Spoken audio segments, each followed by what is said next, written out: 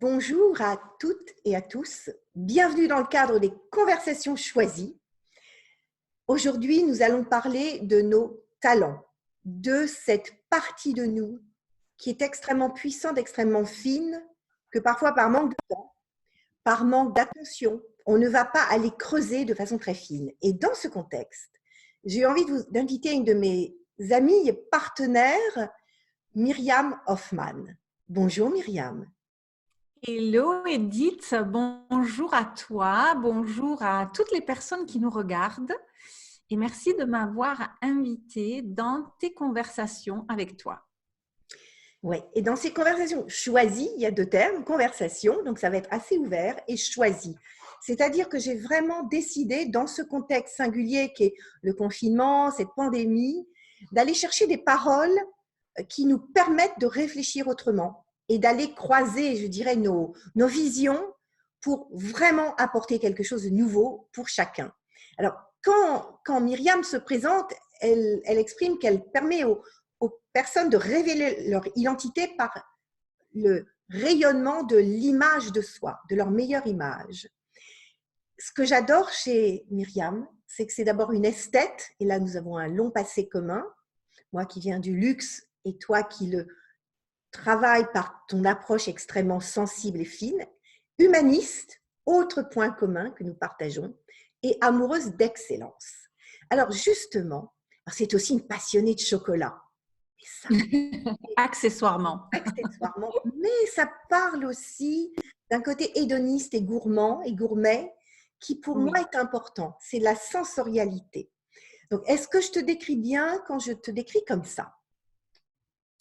Absolument, c'est vrai que tu as sorti comme ça de ton beau chapeau des mots-clés qui sont l'excellence, qui sont le côté esthète, pour moi le sens du beau.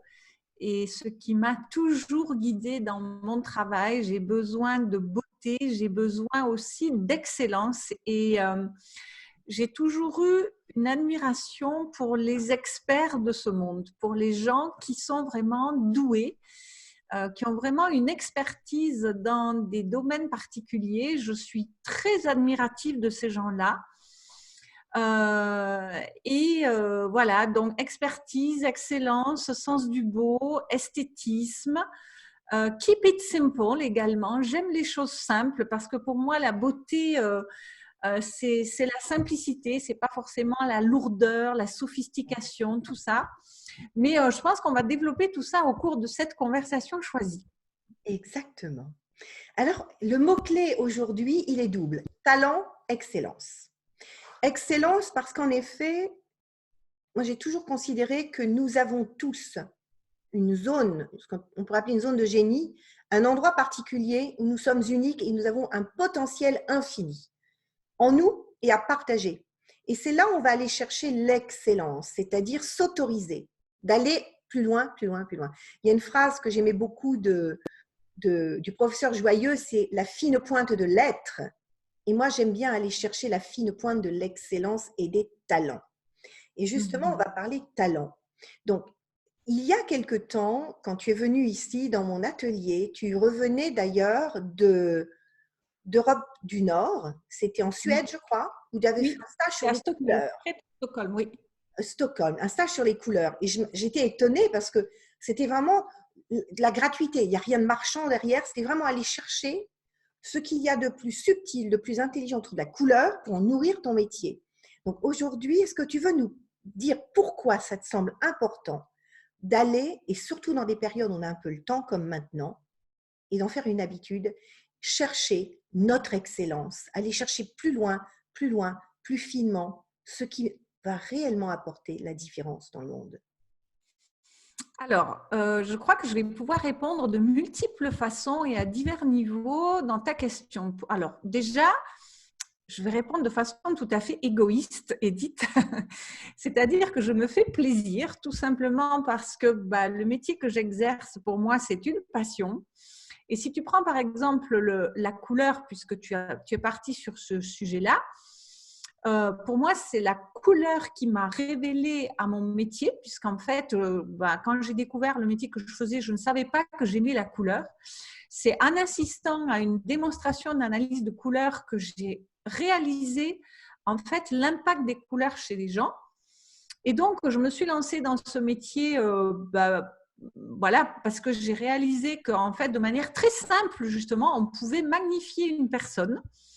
Et puis, c'est ensuite, après m'être formée à ce métier et en pratiquant le métier, que petit à petit, je me suis rendu compte à quel point, en fait, ce qui me plaisait particulièrement, alors il y a plein de choses qui me plaisent dans mon métier, mais il y a un domaine qui non seulement me plaît, mais en plus me plaît non seulement à titre professionnel, mais aussi à titre de femme, d'être humain, je dirais, c'est la couleur. Et là, je me suis dit, mais en fait, moi, finalement, de la couleur, je n'en connais que ce qui est appliqué à mon métier. Mais la couleur, elle existe dans l'art, elle existe dans la nature, elle existe partout.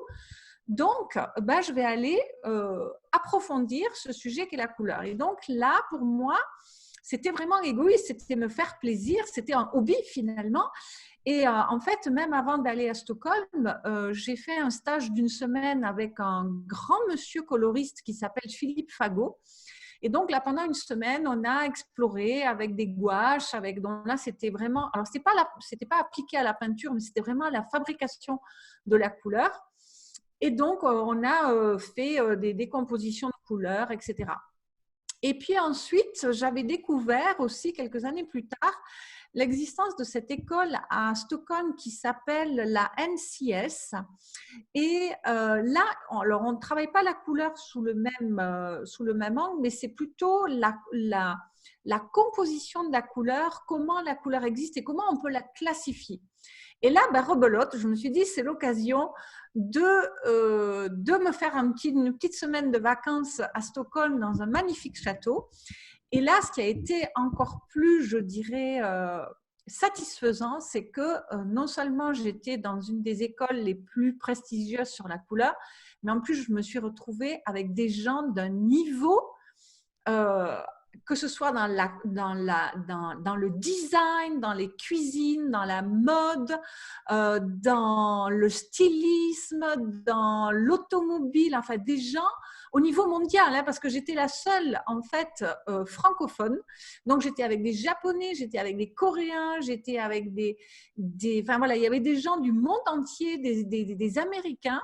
Et donc je me suis retrouvée avec une cohorte de gens absolument très, très élevé à tous les niveaux. Et là, moi, j'étais là, petite consultante en images qui vient de Genève et je me suis dit, waouh! Voilà. Et puis, donc là, si tu veux, dans les deux cas, quelque part, c'était pour me faire plaisir, c'était un hobby. Mais pour aller au-delà de ta réponse, en fait, moi, tu sais, je dis toujours à mes clientes, alors c'est deux proverbes. Un qui est de Picasso et l'autre qui est de Gustavo Lins. Gustavo Lins est un créateur de mode. Donc, je vais te les lire. Je suis sûre que tu y en as que tu les connais. Alors, celui de Picasso, là, il se trouve qu'il est en anglais, mais je vais te le traduire. C'est « Learn the rules like a pro so that you can break them like an artist ». Et c'est ce que Gustavo Lins a dit en disant « Il faut maîtriser le pouvoir pour ensuite l'oublier ». Et pour moi, si tu veux, de se former de façon experte dans un domaine, c'est en fait que tu deviens tellement connaisseur, tellement expert, tellement pro là-dedans qu'en fait, après, tu t'en amuses, tu en joues, et pour moi, si tu veux, de plus, en fait, je m'initie à mon métier. Et donc là, j'ai justement profité de la période de confinement pour reprendre une formation à nouveau sur la couleur par une Australienne qui s'appelle Karen Haller et qui est donc une experte, elle, de la psychologie de la couleur et plus particulièrement de la psychologie de la couleur dans tout ce qui est marketing, dans tout ce qui est marque, dans tout ce qui est déco. Donc, elle travaille à choisir les couleurs des hôpitaux, des écoles, des logos, des grandes marques, etc. Et donc, je suis une formation avec elle et puis je me forme également aussi auprès d'une Américaine qui s'appelle Linda Buckman. Et là, on est plutôt sur la psychologie de la silhouette et du style vestimentaire. Mais donc, je m'égare, c'est simplement pour dire que ben voilà, en fait, plus on connaît un domaine et plus on peut, alors je dirais pas s'en libérer, parce que pour moi, je pense que pour aider les gens, eh bien, il faut quand même leur donner une piste, il faut leur donner une méthode, en tout cas pour démarrer. Mais tu vois, après, quand je forme des gens et que je vois que les gens, ils sont complètement accrochés à la méthode et que, en fait, au lieu que ça les libère finalement, ben, ça les crispe encore plus, ben là, je leur dis, mais non, mais non, mais non. C'est vrai qu'il y a un passage qui est douloureux parce que moi, je pars aussi toujours du principe que quand on commence à se former dans un domaine, eh ben, on passe par des moments très inconfortables où on se rend compte finalement de notre incompétence. Hein, c'est-à-dire qu'on se dit, ouh là là là là là là, mais en fait, je ne réalise pas à quel point j'étais ignorante de ce métier en mettant le doigt dedans. Et c'est vrai que moi, dans le domaine du conseil en image, c'est souvent ce que je rencontre chez mes clients, c'est-à-dire qu'en fait, ils se disent, ouais, mais bon, le look, c'est facile, tu as un petit peu de goût, voilà.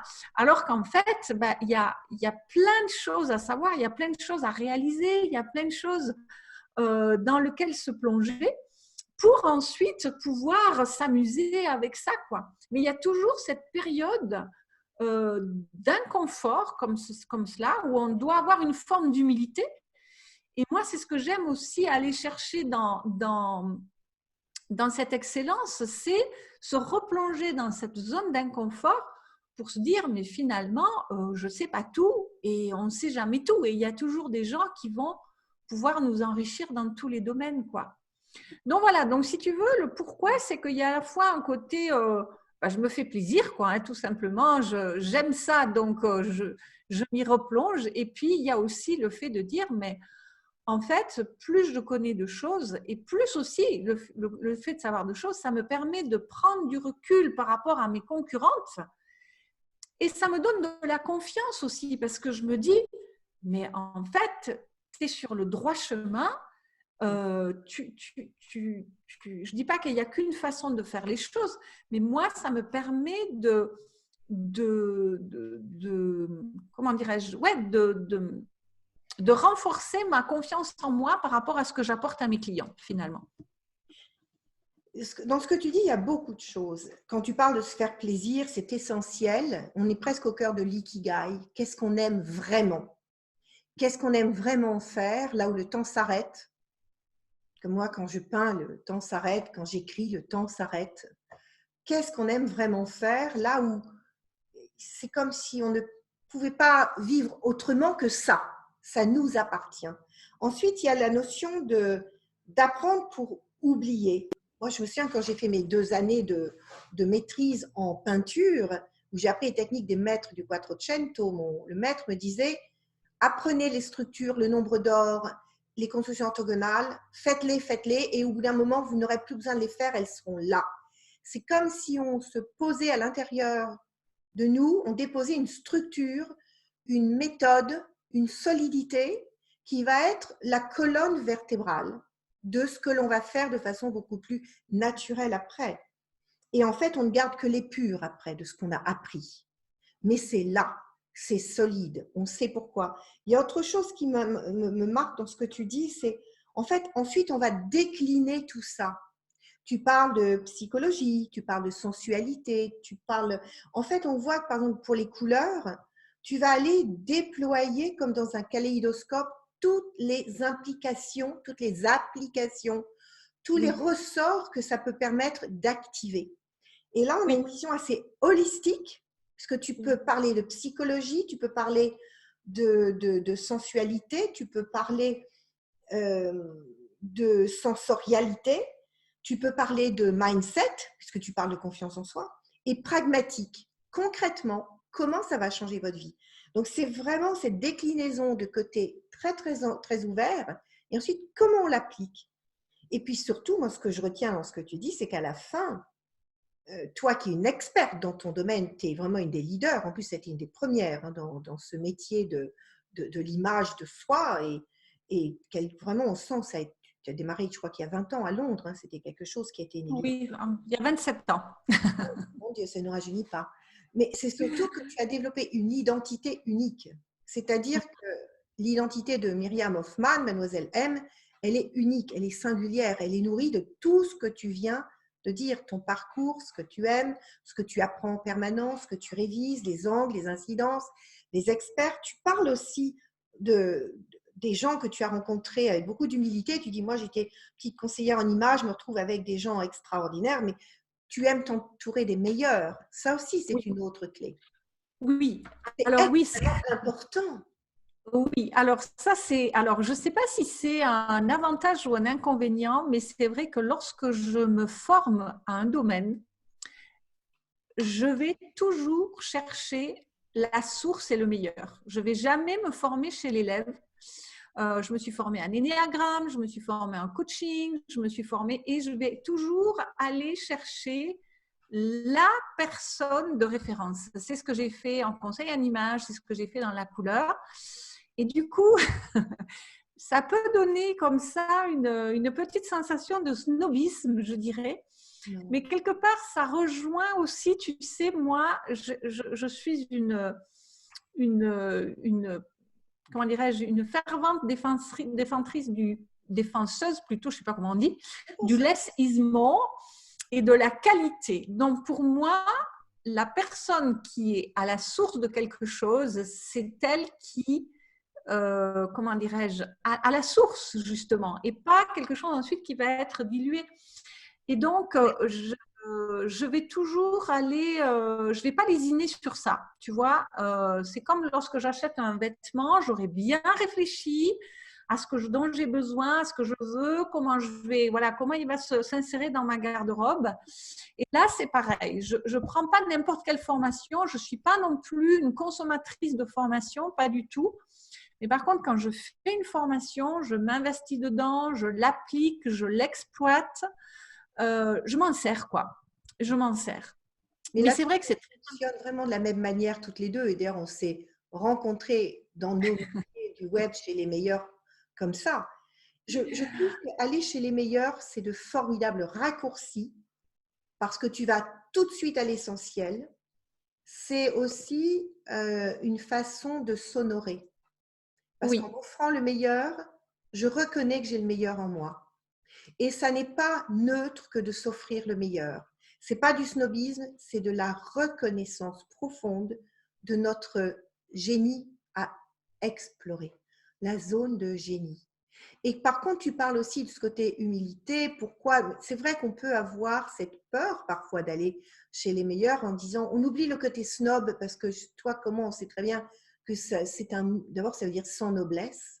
Et quand il y a de l'humanité, quand il y a de la quête d'esthète et d'hédoniste, il y a de la noblesse. Donc, ce n'est pas ça, sine nobile, hein, snob. En revanche, je pense que parfois, on peut s'interroger, il y a des gens qui s'interrogent, est-ce que je mérite le meilleur? Et pour moi, il n'y a pas de débat. Bien sûr qu'on mérite le meilleur. Et surtout, pourquoi on le mérite? Parce que pour l'offrir, il faut l'avoir vécu, expérimenté. Comment offrir le meilleur si on ne se l'est pas offert à soi-même? C'est tellement important. Et puis, ce sont des formidables raccourcis. c'est ça. C'est ça. Parce que tu vois, moi, je vois par exemple, puisque tu sais que j'ai aussi une école de conseil en image, et combien je vois de gens qui vont faire des écoles de conseil en image meilleur marché, tu vois, donc parce que c'est plus près, parce que c'est plus pratique, mais surtout parce que le coût est inférieur. Et ensuite, revenir vers moi en disant, bah, si j'avais su, je serais venue vers vous parce que finalement, bah, ce que j'ai fait, ça ne me sert pas parce que je n'ai pas la confiance de pouvoir utiliser ce que j'ai fait. Je suis mal équipée. Donc, au final, on dépense plus parce qu'on est obligé de se reformer par-dessus. Voilà, donc c'est comme acheter un vêtement de qualité, hein, si je reviens là-dessus pour utiliser cette métaphore par rapport à mon domaine, quoi. Hein. Mais c'est sûr. Puis après, je dirais que derrière les meilleurs, il y a un label. Il y a un label de qualité. On sait, quand on va chez les meilleurs, moi j'ai travaillé dans le luxe, comme tu le sais, j'étais pendant des années chez Cartier et Saint-Laurent. Ce que m'ont appris les deux images de marque, les deux marques, c'est qu'il y a une cohérence dans l'ensemble de ce qu'on achète chez eux, dans l'ensemble de ce qu'on va vivre comme expérience. Tout est abouti. La chaîne de valeur, parce que la chaîne de valeur, elle est parfaite. Il n'y a pas un moment où ça dissonne. Mhm. Donc, on apprend énormément auprès des meilleurs aussi en termes de cohérence, en termes de fluidité, en termes de simplicité. De simplicité. Et quand tu dis keep it simple, c'est évident que la simplicité est une forme d'excellence si elle est posée au bon endroit. Et less is more, moi je dis less is more with joy.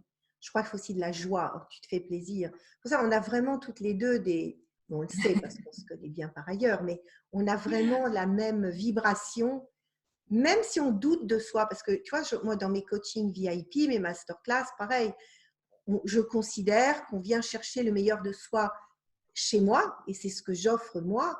Eh bien, souvent, on vient chercher de l'estime de soi, la confiance en soi, en s'autorisant quelque chose de hors norme.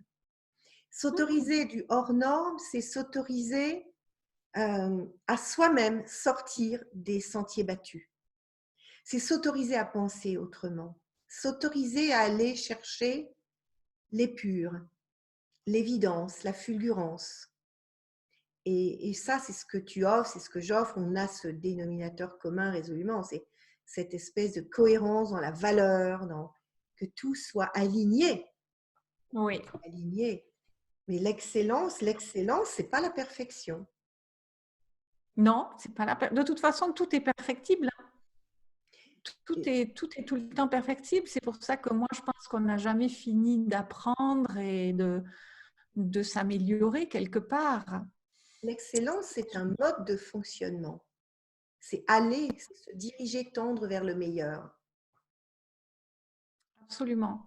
Et sinon, pour reprendre un petit peu ta question initiale, je crois, hein, je me suis dit, parce que c'est vrai que on est dans la vie, on est stressé, on a mille et une choses à faire normalement, je dirais. Et moi, j'ai vu cette période de confinement comme une occasion rêvée, comme une occasion idéale de prendre du temps pour moi et pour faire quelque chose que je n'ai pas forcément le temps de faire, parce que pour se former, il faut quand même du temps.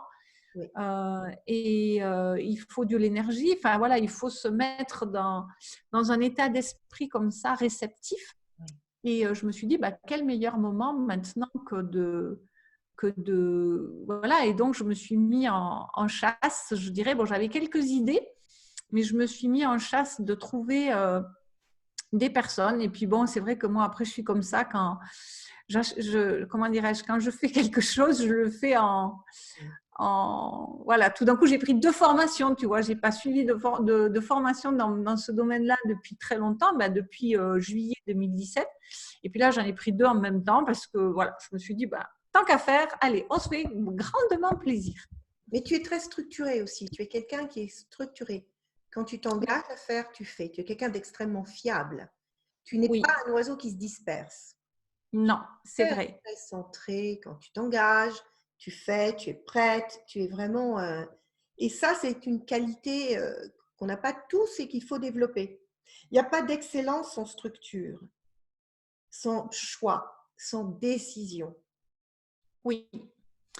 C'est vrai que on en revient toujours à cette notion quelque part est-ce qu'on peut dire de conscience, c'est-à-dire de faire les choses avec conscience et pas de faire les choses dans l'à peu près comme ça, parce qu'aujourd'hui on est tellement sollicité, il y a tellement de choses qu'on pourrait faire, il y a tellement d'avenues qu'on pourrait explorer. Moi j'ai fait le choix de ne pas me connecter aux médias, de ne pas perdre de temps, de ne pas perdre d'énergie dans quelque chose dans lequel je n'ai pas d'influence quelque part.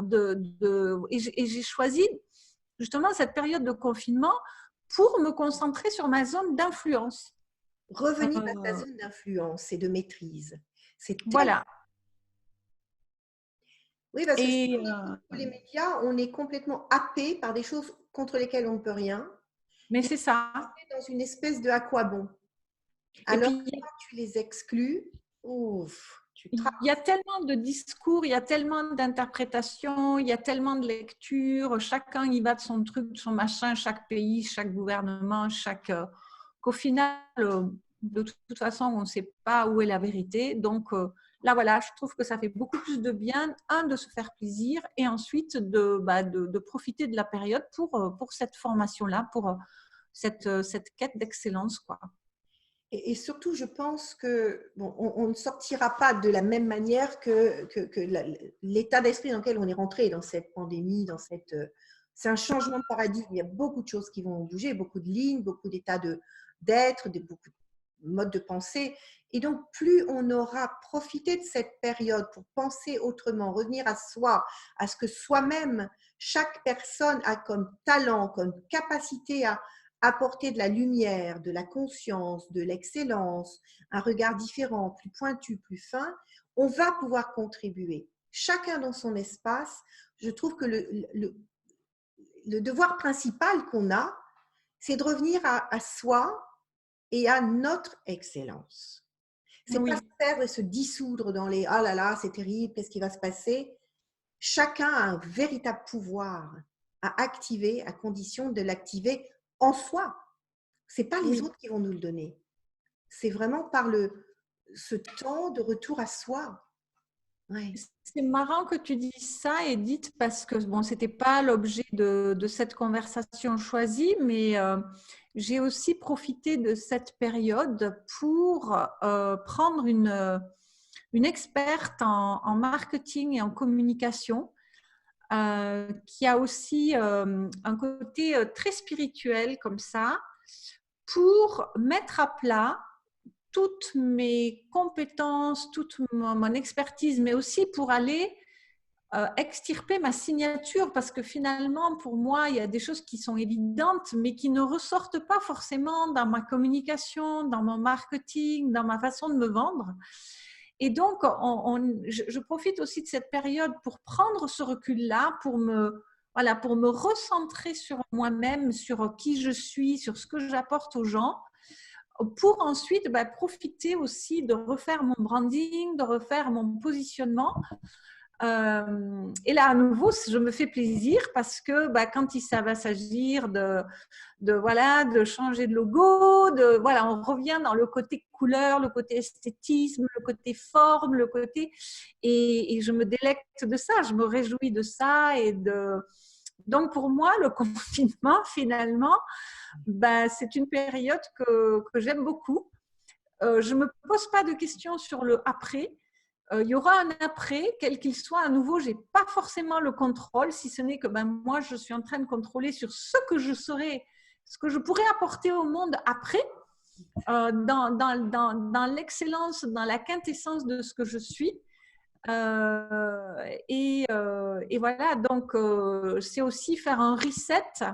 Je profite de cette période pour faire un reset sur ce que j'apporte comme valeur aux gens, quoi. Et on aura beaucoup besoin de clarté plus que jamais, parce qu'il y a tellement de lignes qui sont déplacées, que plus nous serons clairs sur qui nous sommes, notre histoire, le fil rouge finalement, notre itinéraire. Parce que moi, je développe beaucoup le travail sur le fil rouge dans mes masterclass, mais le fil rouge, d'où viens-tu? Où est ton excellence? Tu peux aller la rechercher. Et plus on sera clair dans la façon de la montrer, plus on pourra apporter de la sécurité aux gens. C'est-à-dire une espèce je dis souvent, on a besoin de phares. Dans les périodes troubles, les phares sont essentiels. Et la particularité des phares, ils sont ancrés. Un phare, ça ne se balade pas, c'est très ancré. Un phare de Cordouan, là, le phare de Cordouan près d'ici, il est très ancré. Ils peuvent traverser toutes les tempêtes, il n'y a pas de problème, il ne bouge pas. Et surtout, il reçoit la lumière et il l'envoie. Et c'est une lumière 360 degrés.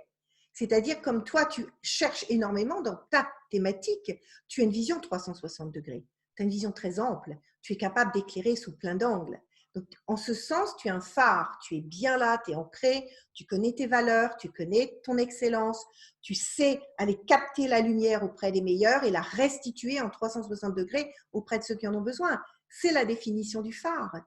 Et le monde de demain va avoir besoin de phares, c'est-à-dire de gens qui pourront guider chacun vers sa propre excellence. D'où tu viens, où tu veux aller, qui tu es vraiment et comment tu peux le montrer au monde et avoir un impact sur le monde par qui tu es. Et donc, si tu sais qui tu es, tu sais ce que tu fais. Oui. Tu as aussi toutes ces qualités-là, Edith, avec tout ce que tu as fait dans ton parcours de vie, que ce soit le marketing de luxe, que ce soit la peinture, que ce soit le chamanisme, que ce soit tout ce que tu fais aussi en web marketing, enfin, tout ça, tu as aussi cette capacité, tu as su à travers tes expériences multiples, te créer une signature, te créer une énergie et te créer un aura et un charisme qui t'est propre, quoi. Mais en même temps, je profite aussi, on en parlait juste avant la conversation, mais je profite aussi de ce moment-là pour affiner, recaler, trier. Il y a encore des scories, des choses qui ne sont pas forcément justes, dont je n'ai plus envie. Donc, je profite moi aussi, même si ce n'est pas toujours confortable d'ailleurs, hein, de ce moment choisi, de ce confinement choisi en l'occurrence, parce que je choisis de le vivre d'une manière plus haute, je choisis de me former. Par exemple, moi, j'ai travaillé sur les profils de Roger Hamilton pour retrouver mes profils, mes valeurs, je retravaille tout ça aussi. Et je pense que pour être un phare encore plus puissant, il faudra peut-être que j'ai retiré certains éléments qui ne sont plus nécessaires, affiner. Donc, ce travail pour affiner à la fois mon message, mon identité, même si aujourd'hui je sais que j'ai une identité forte, je veux encore la rendre plus claire et plus légère à porter. Moi, j'ai besoin de légèreté. Légèreté, c'est un phare mais agile. On peut être agile dans ce qu'on émet, dans ce qu'on choisit d'émettre ou de ne pas émettre. Je pense que je vais avoir beaucoup besoin de légèreté. De légèreté. Donc, je fais ce travail dans la profondeur et la légèreté en même temps. Je pense que ce qui est puissant peut être simple. Keep it simple, hein, comme tu dis. Claire. Donc, alors moi, j'en suis convaincue de ça. Et le web marketing, je trouve, et quelque part, est un peu lourd. Il y a beaucoup de choses dans le web marketing qui me semblent lourdes aujourd'hui pour moi. Et toutes les femmes que j'accompagne cherchent des stratégies plus sensibles, plus fines, plus directes, plus élégantes aussi. Il y a des choses que je ne peux pas vivre, j'ai jamais trop pu faire. Je suis pas vraiment marquée par la croix du marketing très dur, c'est pas ma culture, mais je sens que j'ai besoin d'élégance, d'agilité, de légèreté, de délicatesse, un truc plus sensible, tu vois, quelque chose qui… D'ailleurs, c'est ce que j'entends, puisque comme tu l'as exprimé, je suis chamane et quand je me connecte à ce higher self, à cette partie de moi qui sait, c'est humble mais influente et contagieuse.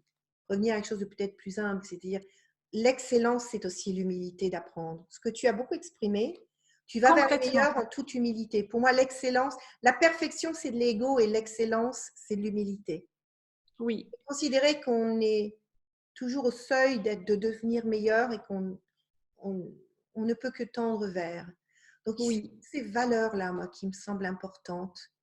Tu sais, je suis très admirative et respectueuse de tous les experts dont j'ai appris. Pour moi, ils restent à leur place. C'est pour ça aussi que j'ai jamais voulu me disperser dans le conseil en image et aller vers… voilà, moi, je reste une experte de l'image et chacun a son domaine d'expertise. Tu vois, par exemple, un autre domaine qui me fascine et dans lequel je me suis énormément formée, j'en ai pas parlé, c'est le parfum. Parce que voilà, on revient dans le sens, etc. Eh bien, qu'est-ce que j'ai fait? J'ai cherché la meilleure école de parfumerie ou une des meilleures écoles, en tout cas en France. Je me suis dirigée vers 5e Sens. J'ai fait énormément de cours avec eux. On a collaboré ensemble et tout ça. Mais je ne me permettrai jamais de donner un cours sur le parfum parce que moi, je suis experte de l'image. Je ne suis pas une experte du parfum et pourtant, j'en sais beaucoup sur le parfum. Tu vois?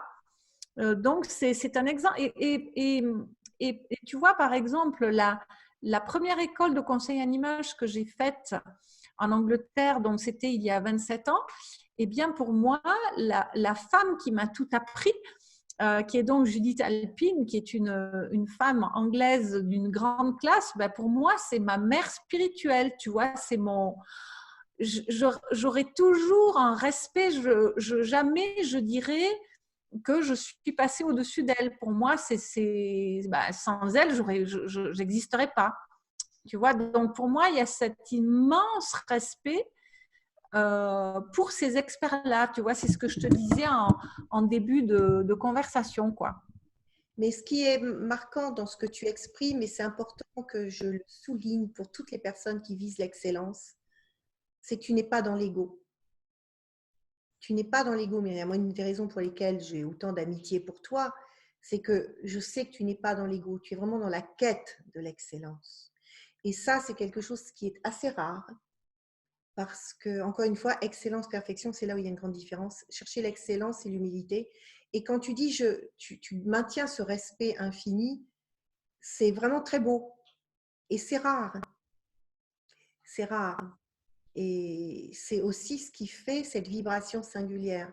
D'ailleurs, tu seras dans l'université du soi cette année. Yes, je me Tu vas pouvoir réjouis. partager, parce que je trouve que c'est tellement important de partager cette vibration de l'excellence dans la douceur, la simplicité, l'élégance et cette forme d'humilité. Parce que de ce fait, on offre l'or à chacun. On permet à chacun d'aller trouver son or. Moi, je trouve ça magnifique. En tout cas, j'espère que vous avez tous et toutes apprécié toutes les pépites que Myriam vous a partagées. Parce que parler d'excellence avec autant de douceur, d'élégance, de fluidité, c'est rare. Et Merci Edith. Tu sais, c'est drôle je ne sais pas si c'est mon cerveau qui est connecté là-dessus, tu vois, mais tu as prononcé maintes fois le mot élégance.